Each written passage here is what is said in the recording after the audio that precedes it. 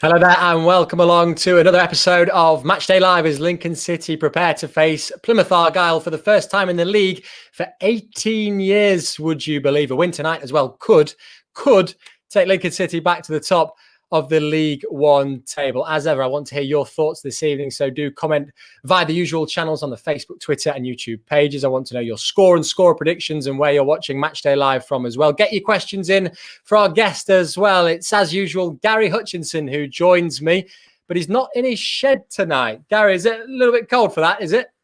Yeah, a little bit too chilly tonight, Sam. I'm recreating a match day experience by watching the game with my dad. So we're going to go stand outside, look in the window, and get cold later.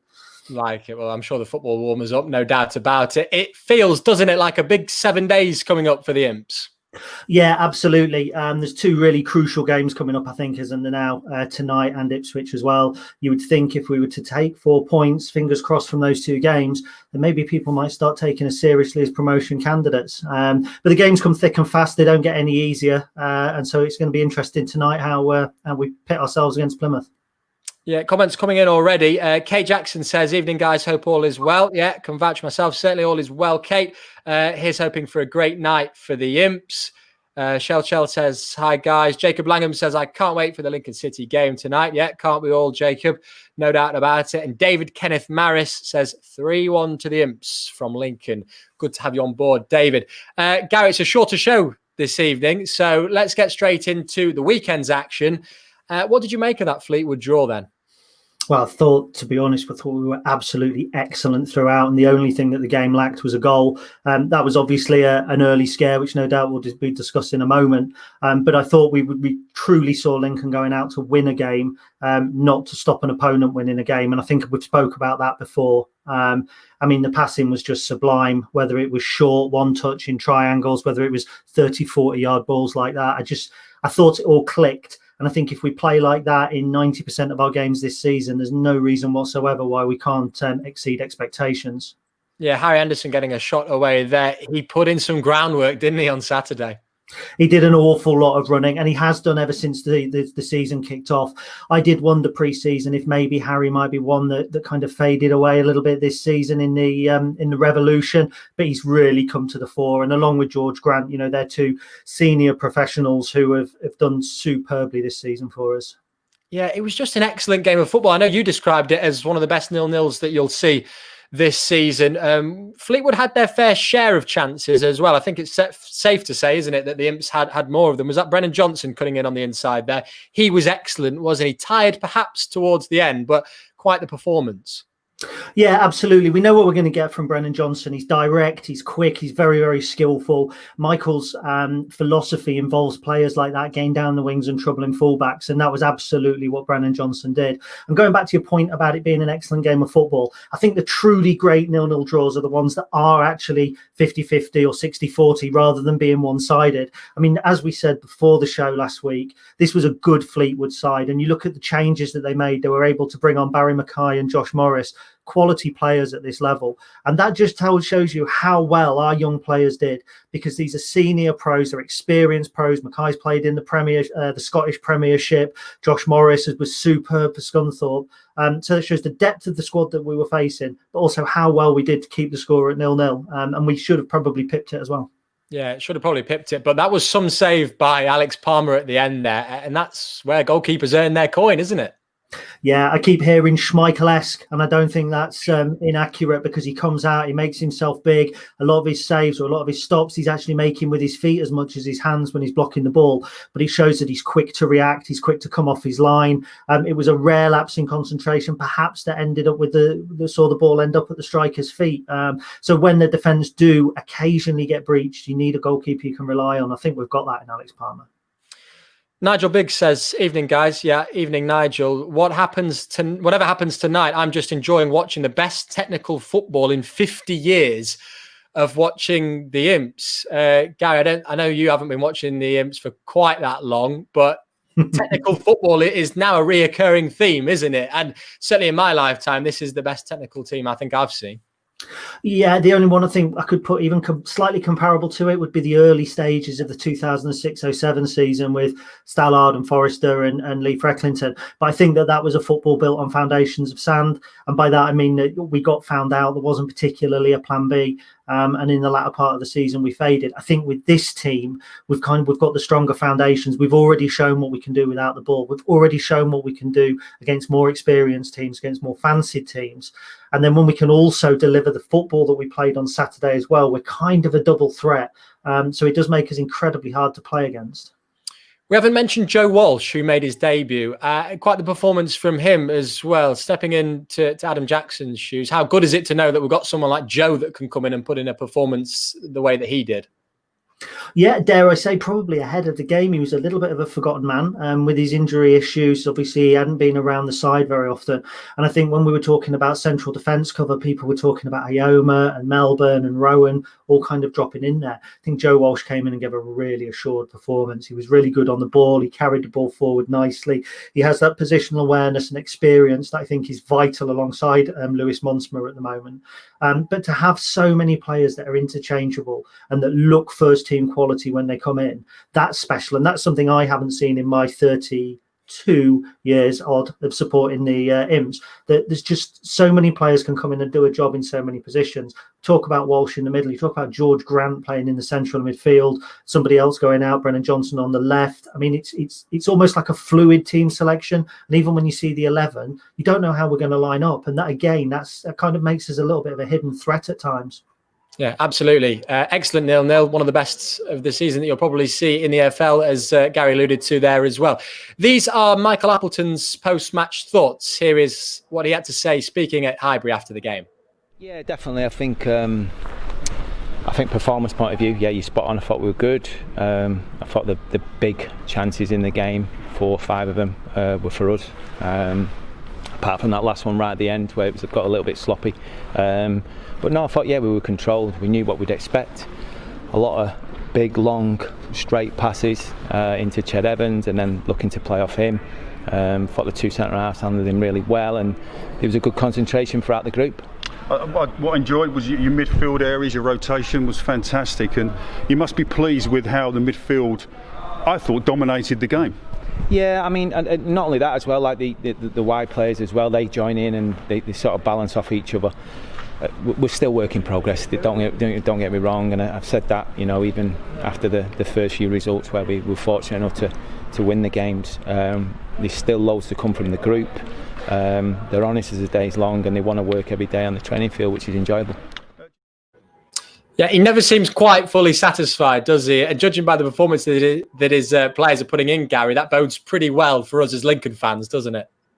Yeah, absolutely. I think when you hear Michael talk about not being a finished article and you see the way that we're playing, it is very, very exciting. I think also a key point there to talk about is the way that he quickly corrected Mark Home when Mark was saying about we won the midfield battle and we were delighted with the midfield 3. And he said, well, you know, the wingers, the wide players, they pull in too. The fullbacks pull in as well. So in actual fact, everything works in conjunction with each other. And I've said that before. If one player doesn't play well, the whole thing potentially can break down. When everybody's on their game, it's just got our tactics have just got this wonderful fluidity and movement to them. That's the Michael Appleton way. That's why he needs time on the training ground. And I think that's why we will get better over time. Chris Taylor-Keneally says, absolutely gutted that we're not in the ground watching what's turning into one hell of a football side. How many are talking about Bozzy, Erds and Vickers now? Yeah, I mean, you raise a good point, Chris, but what players they were to help get Lincoln City, I guess, to this point in time. This big Manc knows exactly what he's doing, says Chris. Yeah, good to have you on board tonight, Chris. Phil Dainty says, evening all, just ridden our squad down. Credit to Michael Appleton. He's built a great squad on a limited budget. Great news on Morton's injury. He will be big for us when back. Yeah, I'm sure we'll at some stage discuss Callum Morton. I can't say I know for certain when he will be returning, but it does sound, doesn't it, like Callum Morton will be back sooner than originally anticipated, which is great news. Red Imposter says, should George Grant perhaps stop being man of the match to avoid being noticed by other clubs? Not quite sure that's how it works, but I get the point you're making. And Gary, it was another man of the match performance, simply put. He ran the game, didn't he? Yeah, he was outstanding. On my site, I kind of have the worst place where people can rate the players. I think he's got man of the match 3 out of the last 4 or 4 out of the last 5. Doesn't matter where he plays, whether he's out wide, whether he's in the centre of the park. He's got that kind of versatility. He adapts his game. He's mobile. His passing is instinctive. It's almost natural. And I think what we've seen in develop within George Grant is his positional awareness. I think he was very much a winger when he came in, very much a wide player. And since coming off against Wimbledon, Michael's talked about it quite often. He's really instilled something different in George. George risen to the occasion. Look, I take the point about that the Red Imposter made there about we don't want our players seen by other clubs, but in actual fact, we do. That's the business model. We want somebody to look at George Grant and go, there's a £1 million player, because that's how we take this squad then to the next level. It's how we get 2 George Grants in from other clubs and develop them. It's how we go from being a top 10 side to a top 2 side. So, unfortunately, the plan is coming together. It certainly is. And George Grant having quite a season for Lincoln City, isn't he? Well, Anthony Scully didn't start the game for the Imps, but he did come on as a substitute. And this is what he had to say, speaking at the SOPA of Lincoln EPC earlier this week. Everybody wants to play. And just when you get your chance on the pitch, you have to do the best you can. And obviously in the games I've done so far, I've done well, contributing with goals and assists. But the main thing is the team's winning. Obviously as a group, you want to be part of a team that's winning. So that's the main thing. As long as the team's winning, I'm ready whenever the manager needs me. It certainly seems this season under the manager that there's a lot more attacking intent. There's a lot more creativity in those forward areas. Do you think that's come through the likes of yourself settling in a little bit more and getting to know who you're playing with? Yeah. Obviously, when the team, all the players know each other better, and you know each other game better, so you know what some players like. But also, as well, the squad was put together fairly early, so we had a good pre-season together to work on things on the pitch. And as you can see, the things are coming out on the pitch that we're working on. So as the season progresses on, we're only going to get better in the attacking areas. I think probably goalkeeper aside, you're going to be very lucky to play the majority of the games this season because they're coming thick and fast. Is that in a way a good thing as a player because you're going to need to be called upon because there are so many games? Yeah, obviously with the amount of games we're going to have this season, all players are going to be used. The manager's already told us that it's going to be rotation and lots of players are going to play this season. That's why it's important that you do keep yourself ready whenever you play. Yeah, that was Anthony Scully speaking to BBC Radio Lincolnshire's Rob Makepeace. And Gary, Anthony, that first answer was really interesting, wasn't it? That is what you want to hear from a player on the periphery of the squad, isn't it? Yeah, he said the word winning 3 times in 30 seconds, and he emphasised it as well. And I think it's quite right. I think as a young player, if you're on the fringes of the squad and the squad is doing badly and you're not getting your chance, then I think that can look quite tough and it could be demoralising. If you do get your chance in a side that's lacking confidence, it's going to be hard to shine. But if you're a young player on the fringes of a team that's doing well, and when you pop on, you can impact games, because Scully did. He came on, he had a couple of chances against Fleetwood. There were half chances perhaps, but he's really energetic. He wants to get on the ball. He wants to make things happen. And if he's coming on when we're in winning positions as well, it reflects very well on him. I think that's probably the case for all the young players. You want to be in a side that's successful. You want to be in a side that's together. It seems that we are at the moment, and I think that's great for not just Anthony Scully, but also for the likes of Zach Elbazzedi and Theo Archibald, who are young players who are going to want to come on and make an impact when they do. And we can find out if Anthony Scully is in that Lincoln City starting 11 now, because we can go live pitch side to the one and only Alan Long. Yeah, thanks, Sam. Welcome pitch side here at the LNER Stadium. And as always, I've got the team sheet hot off the press. So I'll start off with our visitors from Plymouth. So in goal is number 1, Mike Cooper. At 2, Kellen Watt. At 4 is Will Aimson. At 5, Frank Nublet. 10 is Danny Mayer. At 17 is Byron Moore. At 18 is Torres Fornau. Jerome Opoku is number 24. At 28 is Panatesh Kamara. At 29 is Timmy Abram. And George Cooper is at 32. On the bench for Argyle tonight, we've got number 26, Jack Ruddy. Number 8, Joe Edwards. Number 9, Ryan Hardy. Dom Telford is at number 11. 14, Ben Reeves. Ryan Law is at 27. And Luke Jeffcott is number 31. Here we go with the Imps lineups. A couple of changes. Conor McGrandle's coming in for Harry Anderson. And Sean Rowan coming in for Tayo Eden. So the lineup is number 1, Alex Palmer. At 4, Lewis Monsmer. At 8, James Jones. Number 9 is Tom Hopper. 10 George Grant, 16 Joe Walsh, 18 is Conor McGrandles, at 20 Brennan Johnson, TJ Omer is at 22, 23 Liam Bricker, and 30 Sean Rowan. On the bench for the Imps tonight, 29 is Ethan Ross, 7 Teo Eden, number 11 is Anthony Scully, Theo Archibald at 14, 21 Jamie Saul, Robbie Gotts is there at 24, and 26 Harry Anderson. Tonight's referee is Christopher Pollard, the assistants Haristo Karanivanov and Grant Taylor, and the fourth official is Anthony Nielsen. Okay, Sam, back to you. And we're just seeing a comment there from Leslie Graves as well, saying, "Oh, seeing Alan before the game." Yeah, I'm sure you're not the only fan that thinks that, Leslie. No doubt about it. Fingers crossed you'll be able to see him sooner rather than later. Gary Hutchinson, your thoughts on that Lincoln City starting 11 then? There's little surprise that there's changes. I think when the games are coming thick and fast, some of those key areas, it's perhaps important to be able to rotate.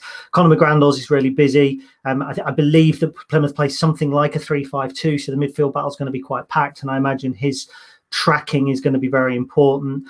People might think Harry Anderson's unlucky to miss out. I think that also might be with one eye on Saturday's game. And again, it's kind of the emphasis there on rotation. I know the fans will be delighted to see Sean Rowan back because he's a huge prospect. I think Teo Eden did well on Saturday. And again, I think that's just fresh legs in key positions. Big night for Joe Walsh. Didn't play a competitive game from February until last week. Going to be expected probably to do 2 lots of 90 minutes in a week. So hopefully he'll come through. But obviously he was excellent on Saturday and will likely be the same tonight. Yeah, Steve Haynes says decent chance tonight, sets us up for the title decider at the weekend. Not getting too carried away then, Steve. Another great show, gents. Thanks very much. Good luck to the boys. In Mickey A, we trust. Dan Lambert says, Gary, what are your thoughts on the form? Can we get better as the season goes on? Okay, I'll put that to you, Gary. Well, we've got the team there then. Do you think this is a Lincoln team that can evolve? Have we hit peak already? Where do you see that? I think it's a team that is only going to get better. I think that we've seen whenever Michael's had an opportunity to work with the players over a period of time, we've seen a boost in performances. I think back to beating Burton Albion just before Christmas last year. We had 2 weeks off, I believe, and then we went into the Burton Albion game. And you could see the ideas that he was trying to get across coming through. I think over the summer, our style of players evolved even from last season. So the more time Michael has on the training ground with what are very talented and promising players, the better we're going to get. Now, I know we've had some great form so far. I think won all our games bar 2, second, third in the table. It's excellent. There will be dips. We can't just expect this to be maintained all the way through the season. But I don't expect us to go on a run of 4, 5, 6 defeats. I don't expect us to fall down the league like we did last season after our good start. I firmly believe that we can hold our own in and around, probably, dare I say, the top 6. And that's very frightening for me because I am the eternal pessimist. Sean Rowan in. Did we mention him? He's had an excellent start to the season, hasn't it? I know Michael sort of took him out the firing line a little bit. For such a young player, though, he's quite the prospect. Yeah, he is. And I think actually it was very clever player management from Michael because he had quite a rough ride against CJ Hamilton, who was a really pacey winger. So he made the swap at half-time. And Michael's shown over the period that he's been manager at the club, he isn't afraid to take players off at half-time. And often, as we've just said with George Grant a short while ago, the players react to that. Now, I don't think Sean Rowan had a bad game against Blackpool, but I think there was the potential there for him to have a torrid second half. So not only did Michael take him out of the firing line for that game, he left him out of the firing line for the next couple of games. He comes in now rested. We know what he can do. Naturally, he's a centre back, but he looks every inch a League One left back. And I mean, he's 17 years old. It's actually quite frightening. I don't think I've ever seen a young player come into Lincoln City 11 and make the impact that he has in all the time I've supported the club. George Grant back on the wing. When watching Lincoln City, what differences are there in the team when George plays on the wing as opposed to being central? Yeah, it's an interesting question because George does bring something different to the wide areas than, say, Theo Archibald. Theo's all about pace. He's all about trickery. He's all about beating players. Now, George has got a trick or two. We've seen him with his little step overs and his little drag backs. He's made couple of defenders look a little bit silly in recent weeks. You're not going to get him bursting past with pace. He will glide past with skill.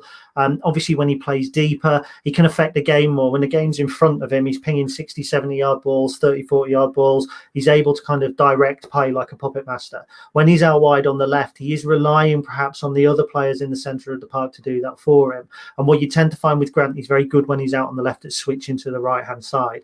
Now, that could be key tonight, because you think about a player here that can land a ball cross-field at your feet, and then you've got the pace of Brennan Johnson on the other flank.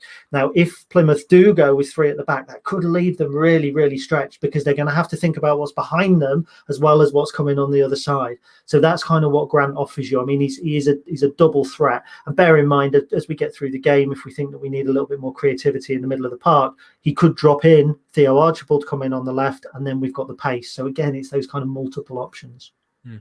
Good stuff. We are hoping to speak to a Plymouth Argyle fan shortly. Hopefully we'll get to Archie from Argyle Army in the next few minutes or so. I'll go to some more of your comments.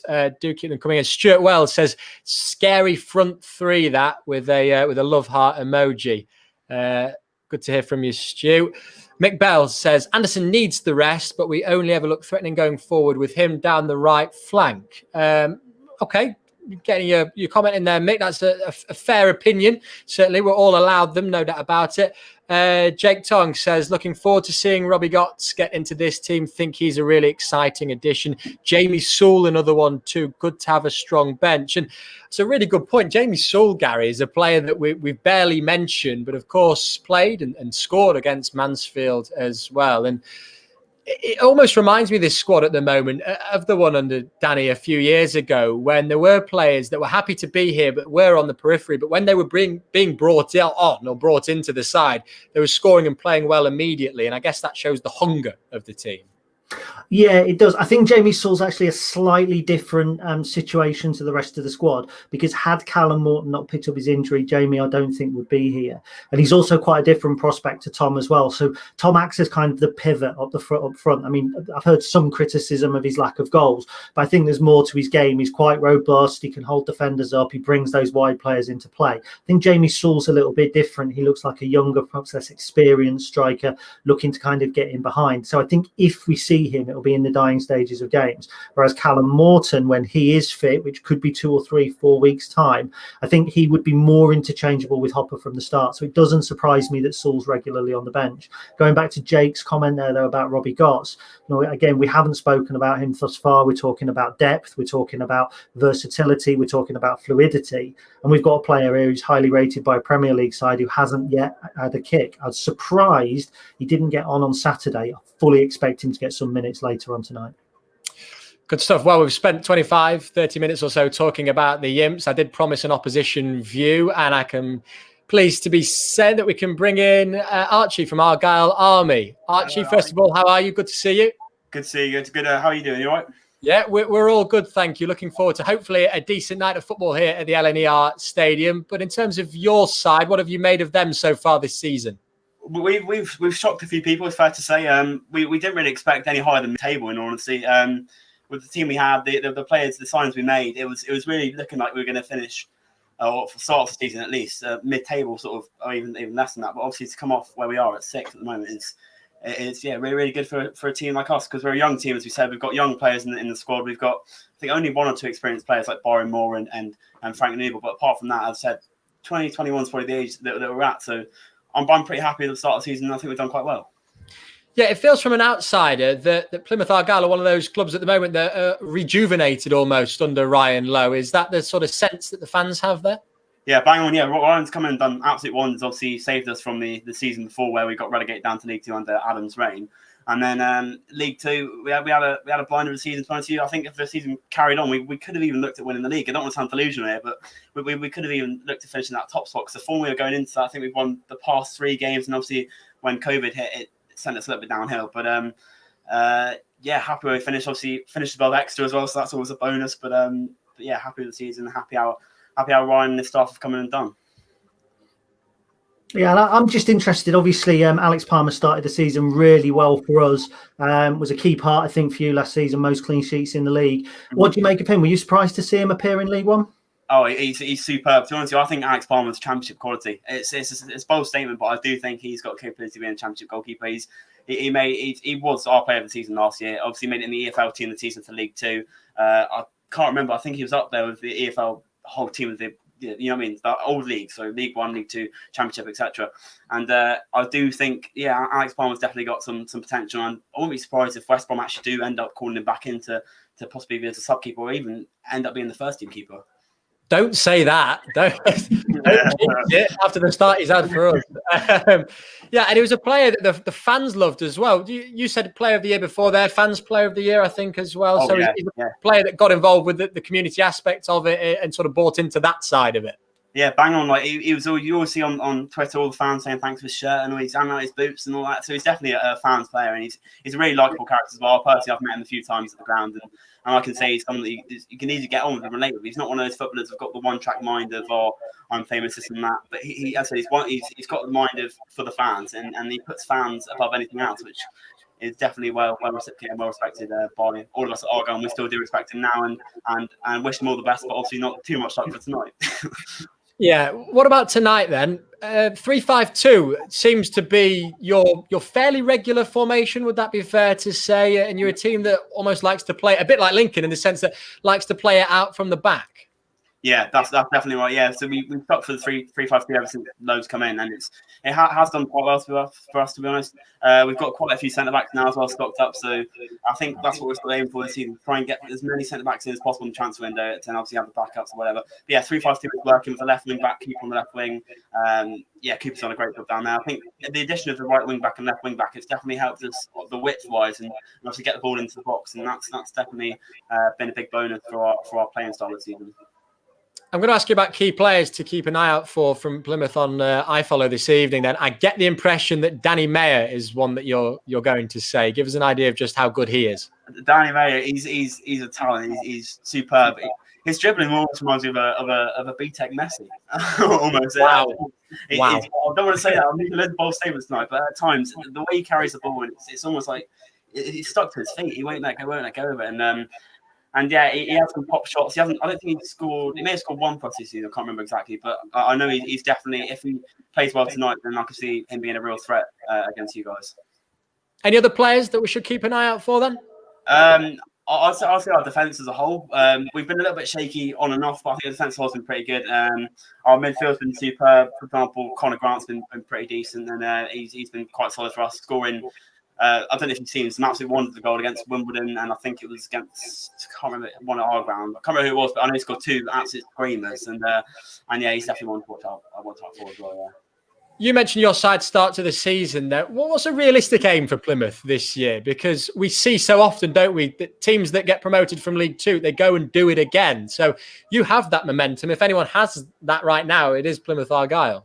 Yeah, so obviously, if I was being more of an optimist, I'd like to say top six, but go try and push through promotion. But if I was to be a realist, I'd say mid-table would be happy with. A lot of fans are saying that on like group chats, whether they're saying that 10th, 11th, around that sort of spot is a place they'd be happy with and they'd take. But obviously, from our opinion, if you keep this form up, and I'd say it's only a couple of games in the season, so it's quite early to call it. But if we do keep playing how we're playing, the lads are obviously gelling really well. And there's a lot of new guys coming in and fitting in very nicely, look very comfortable with each other.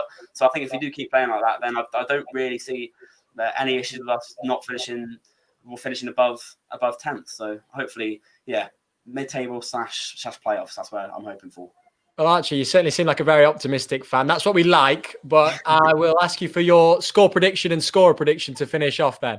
Score prediction. So it's this could be controversial to Argyle fans. I think a 1-1 / 2-1 win to you guys, the home team. I think you guys have got a good form coming into it. Obviously, great keeper in Alex Palmer, and I think he's going to have an absolute blinder of a game against us today. And yeah, I wish you guys all the best. For us, I think you may see another Grant goal.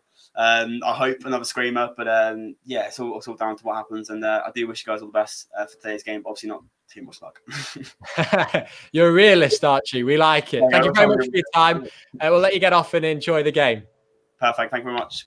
Thanks, Archie. That was Archie from Argyle Army. I'm sure you can find his channel on YouTube. He doesn't just talk about Plymouth Argyle. There's a lot of League One stuff on there as well, and he's talked about the Imps as well. So well worth having a look for Argyle Army on YouTube. Okay, so that was a view from the opposition. Let's now hear again from Michael Appleton. These are his pre-match thoughts, speaking at the Soper of Lincoln EPC yesterday.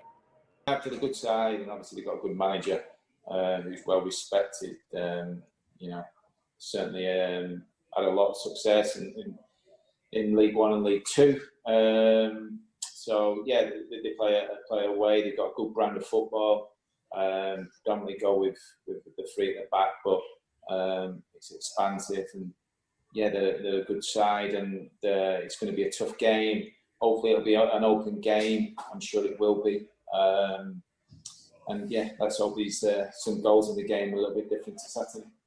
I was going to say, we obviously saw Ryan Lowe's-Berry come up with Lincoln a couple of years ago. Has he built Plymouth in a similar mould? Yeah, I think he has. I think obviously, obviously the job he did at Berry was very good and impressive.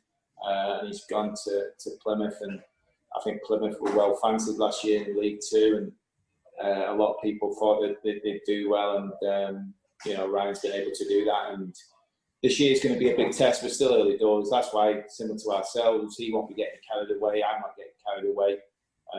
All I ask for and wanted to do is be competitive in the games that we play in, and obviously they've done that and we've done that. And let's hope it's a good game tomorrow. We're obviously 6 games into the league season now. Is anything surprising you about League One so far, or is it how you would have expected it to start? Yeah, I mean, obviously, I certainly expect some of the sides that we played up to this moment in time to be right up there, regardless of maybe the starts that they've had. So I know obviously Oxford are struggling at this moment in time, but I do think over 46 games they'll be thereabouts. The likes of Charlton have done really, really good business before the window shut. I fully expect them to be right up there. And obviously, we've played Fleetwood on Saturday, and again, they're the side that I was impressed with last year. I was a little bit surprised, having seen them in the playoffs and having seen them last year in terms of their style of play, to what I've seen on Saturday. If I'm being honest, there was a hell of a lot more direct than what I've seen from them. A lot of straight balls into Ched Evans and playing off him. And then obviously they have got the experience in the team that you'd expect to get them through 46 games and be up there. And for your side, it's a busy period of games now, as we spoke about the other day. I guess it's just about trying to take some momentum from the start of the season into the next couple of weeks, isn't it? Yeah, I mean, in the early part of the season, certainly when you go through spells that we've got coming up, it's just about picking up points, because we're still sort of hustling and jostling to see, how the season's sort of going to pan out. So, the next sort of 4 games in a very, very short space of time, try and just pick up as many points as you can and see where you're at the end of the month. I think we'll be 10 games in after Doncaster. So that's like obviously right at the end of October. See where we're at. And, I think the first 4 games has given us a bit of a platform. Thought we were very unfortunate to lose against Bristol Rovers. And I thought the performance on Saturday, arguably, was the best performance of the season. And we didn't get the result that we deserved. So that was Michael Appleton speaking to BBC Radio Lincolnshire's Rob Makepeace. Let me take you through tonight's starting 11. Then Michael Appleton makes 2 changes to his team. In goal, it is Alex Palmer, TJ Ioma, Lewis Monsmut, Joe Walsh, and Sean Rowan make up the back 4. Sean Rowan coming in for Tayo Eden. The midfield 3 of Liam Bridcut, Conor McGrandles, James Jones. And then it is Brennan Johnson, George Grant, either side, and Tom Hopper. That is your Lincoln City starting 11. On the bench, it's Ethan Ross, Tayo Eden, Anthony Scully, Theo Archibald, Jamie Sewell, Robbie Gotts, and Harry Anderson also drops to the bench. He's rested after an excellent performance at the weekend. That is your Lincoln City starting 11. Okay. So let me now see if we can go live to a man that's covering the game this evening for Sky Sports. He's He's an experienced broadcaster around the north. He knows his stuff and knows his EFL as well. It's Alan Biggs. We're going to hope that the connection holds up as well. Alan, good to see you. How are you? Yeah, I'm very, very well, thank you. And good to see you as well. It's also good to hear you. And the reason I'm standing where I am outside the stadium is I couldn't hear you inside against the tannoy. So I've found somewhere, a little place where I can put my camera, my phone, and I can, looking forward to the game. I'm slightly disorientated. It's just gone 6:20 and it's a 7 p.m. kickoff. You never know when these games are going to kick off these days, do you? No, absolutely. Well, you're still here in good time, which is great. What have you made of the Imps so far this season? Well, I haven't seen them. I have to be honest. I'm looking forward to seeing them tonight. I've had the pleasure of several visits on behalf of Sky to Sincil Bank in recent seasons.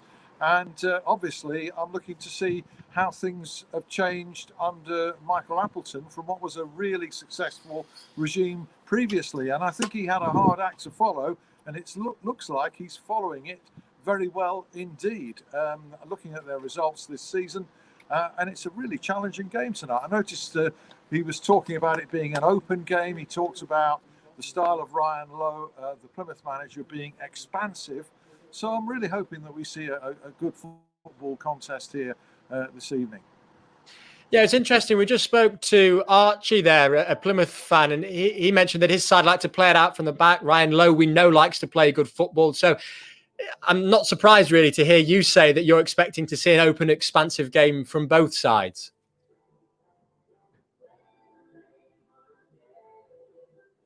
Oh, I think we might have lost Alan Biggs there. Don't know if he's muted himself. Mute seems to be the term, doesn't it, at the moment? You're on mute, and perhaps Alan Biggs is there. Hope we'll try and go back to Alan there. Don't know if you're on mute, Al, or if it's just technical difficulties. Are you there? I can hear you. Can you hear me?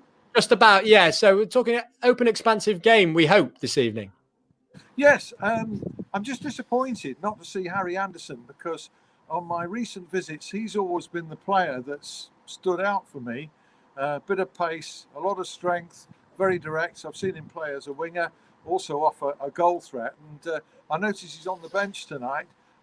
Obviously, the game's coming up thick and fast, so that may affect that. Well, what about Plymouth then? What have you made of them so far this season? Again, go back to it, but Archie commented on an excellent start for them. But there is perhaps an opportunity, certainly from a Lincoln City point of view, that with Plymouth liking to play it out from the back, they've made a couple of defensive errors so far this season. Might be something to exploit for Michael Appleton. Yes, absolutely, Sam. Let's hope it works out like that. Ryan Lowe by nature is very attacking. Sometimes you get these strikers who become managers who then become ultra defensive and the opposite of the way that they played. But to me, it seems that Ryan Lowe is an exception to that. He's very much in type as an attacking manager, and you can only admire the job that he did previously at Bury as well. And he seems to have taken that into Plymouth, and a really coming manager. And also, it's not everybody's sort of journey, is it, to take their career down to the extremes of the West Country? But he's been prepared to do that, and full marks to him. Plymouth, what potential. Fantastic. Well, Al, we really appreciate your time. We really appreciate you coming out of the stadium to broadcast to us live at the LNER as well. Much appreciated. We'll let you get off it and go and enjoy the game, and go well on Sky tonight as well. Thanks ever so much, Sam. Good to talk to you. All the best. Yeah. And yeah, that's Alan Biggs covering the game at the LNER Stadium for Sky Sports Soccer Special this evening. Great to hear the thoughts of Al there. And Gary, good to hear the thoughts of Archie previously as well there. What did you make of what he had to say about Plymouth? Yeah, I think there's little surprise, to be honest. I mean, Ryan Lowe was a manager that really impressed me at Bury. He played a great style of football, and was that classic 3-3 draw where it was kind of us without the ball, then with the ball, and it was who was going to do their game better. So I expect a really slick Plymouth side. Sounds very much like what we've got here. Young players, a couple of experienced players, perhaps doing a little bit better than fans thought they would. aiming that they would be happy with 10th or 11th. It all sounds a lot like us. And I think probably Plymouth are a side, they've got a little bit more League One pedigree. They had only one season in League Two, but other than that, they've kind of been in League One for a fair while. Biggest city in England not to have hosted top flight football as well. So that's something that they would like to shrug off, I'm sure. But I think they're in a really good place. I think of all the teams that came up last season, I think they're the ones to probably keep an eye on. I think they've got the most stability. I mean, with Swindon, there's talk of Richie Wellens going to Salford. There's none of that around Plymouth. So I think they're in a great position. I think they'll look to consolidate in around kind of just outside the playoffs, but they'll want to be up and around the top 6 by the end of next season for sure. Yeah, Mick Bell has got in touch. He says, as an exiled imp with an adopted home to the town of Plymouth, I'm really looking forward to this one. Hope there is no repeat of last time we met, though. Yeah, we've breezed past that. It wasn't the best result, was it? It was a cup competition. I mentioned before, it's been 18 years since we met them in the league, but I think it was 2013, wasn't it, Gary, that we met them back in the FA Cup? It was. The home game was actually my last game as poacher. We drew 0-0 in the home game. They were a League One side and we were a National League side, so it was a really good result. And then Jake Newsom, who took over from me, made the trip all the way down to Plymouth for the first game. And I think we were about 3-0 down after 20 minutes, if I remember correctly. It's a long journey down to Plymouth. It's a tough one. I think it's something that actually works in their favour. Even with teams going and staying over, it feels like you've had a real long jag down there. Could work in our favour tonight because they've had to travel all the way up here. But certainly won't want a repeat of that result for sure. Yeah, I think you got it out at the right time by the sounds of it, Gary. Alex Webber says, strong team tonight and plenty of options from the bench. If you need pace later, a definite reoccurring theme that, and good to know and good to have you on board tonight. Alex, Gavin Andrews says, disappointed not to see Grant in the centre with Anderson and Scotty on the bench. That option is there. Reoccurring theme, isn't it? Options. That is what we want to see from this Mike Appleton side, certainly. Gary McLeod says it's going to be an exciting game. Both teams can score goals. Formations will play a massive part tonight. Yeah, certainly so. And Gary, we're running out of time, so I'll leave the final word with you. Just on that, it does seem that we are expecting an open game this evening, which I guess would set it up for another 0-0. Yeah, absolutely. I was expecting the same thing on Saturday, and we got an entertaining 0-0 draw. I think what we're going to see tonight is a proper game of football. The ball will be on the deck. Both teams will look to play out from the back. It should be brilliant for a neutral, but obviously from a home point of view, as long as we get more goals than they do, everything will be fine. Certainly, fingers for the evening. Appreciate your time as ever. We will be back at the usual time of 1:30 on Saturday. It's going to be a busy old week for the Imps, isn't it? 3 games in the next 7 days. Plymouth Argyle first, Ipswich Town at the weekend, and then Crewe Alexandra a week today. In terms of this evening, you can get your match pass now by going to www.weareimps.com/ifollow. If you do so now, you'll be able to hear all the build-up with BBC Radio Lincolnshire's Rob Makepeace and Steve Thompson as well. From myself and Gary Hutchinson, do enjoy tonight's game, and fingers crossed that the Imps can pick up another 3 points.